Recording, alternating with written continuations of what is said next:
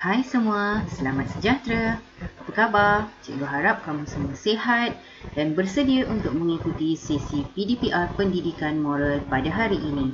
Baiklah, kamu perlu keluarkan buku teks dan buka muka surat 41. Pada hari ini, kita akan belajar tajuk yang baharu iaitu unit ke-9, tajuknya Berani Menghadapi Cabaran. Kamu boleh rujuk buku teks muka surat 41. Standard pembelajaran kita pada hari ini ialah 9.1, memberikan contoh perlakuan berani mempertahankan maruah diri, dan 9.2, mengenal pasti kepentingan bersikap berani untuk mempertahankan maruah diri.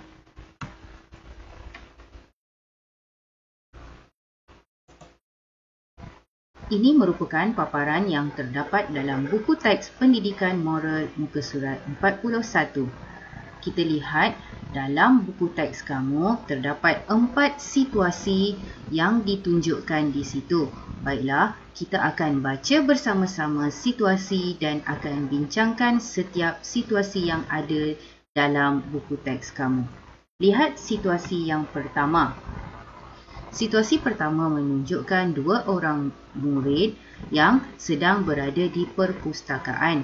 Okey, kita lihat dialog yang pertama.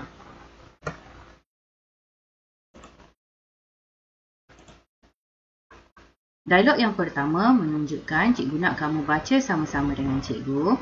Kamu patut minta izin sebelum meminjam buku saya. Maafkan saya. Ini menunjukkan situasi di mana seorang murid ingin meminjam buku rakannya, tetapi dia pinjam buku rakan tanpa meminta izin terlebih dahulu. Dia hanya ambil sahaja buku rakannya yang mungkin akan menyebabkan rakannya ini akan tercari-cari di manakah bukunya. Rupa-rupanya ada kawan yang meminjam buku tersebut. Sepatutnya apabila kita hendak meminjam buku orang lain ataupun barang-barang orang lain, kita perlu meminta izin terlebih dahulu. Kita tidak boleh ambil sesuka hati sahaja. Baiklah, ini menunjukkan bahawa kalau kamu lihat murid perempuan India ini mempertahankan dirinya dengan memberitahu rakan bahawa rakannya perlu meminta izin sebelum meminjam buku orang lain. Jadi apabila rakan telah menyedari kesilapannya, dia akan meminta maaf. Kita tidak boleh diamkan sahaja apabila ada rakan yang buat sesuatu yang salah atau sesuatu yang tidak elok. Kita perlu berani, berani untuk menegur kesalahan kawan supaya kawan tidak mengulanginya lagi. Baiklah, sekarang kita lihat pula situasi yang kedua. Situasi kedua menunjukkan dua orang budak lelaki yang berada di tepi padang. Kamu boleh lihat ada sebiji bola di situ. Kemudian kita lihat ada kawan yang berbaju biru ni mentertawakan kawannya yang berbaju merah. Kita akan baca dulu dialog bersama-sama. Ha, si tempang. Dia panggil kawan yang baju merah ni si tempang. Kawan ni cakap, janganlah kamu mengejek saya. Nama saya Lokman, bukan si tempang.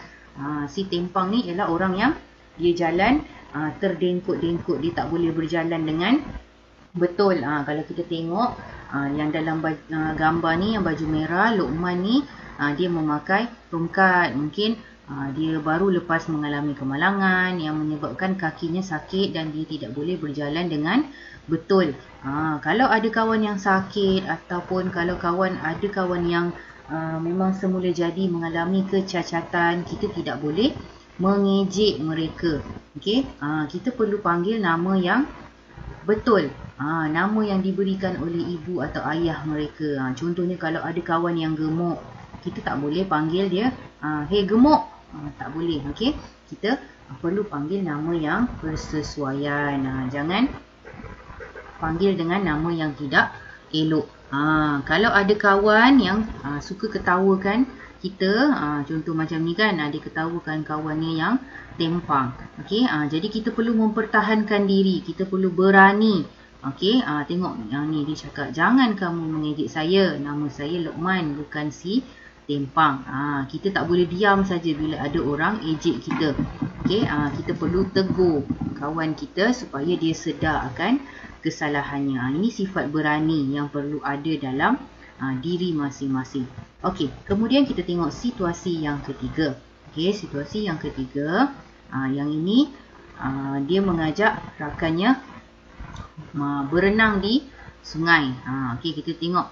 Okey, yang berbaju warna merah jambu ni, okey, dia cakap mari kita berenang di sungai ini. Okey, kemudian budak yang baju biru, okey, memberitahu saya tidak mahu, bahaya.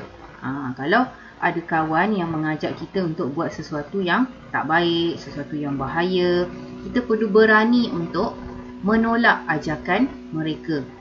Kita tak boleh ikut saja. Kalau kawan ajak kita buat benda yang tak baik, kita akan ikut. Kita kata takut kawan marah, takut kawan tak nak kawan dengan kita. Tak boleh.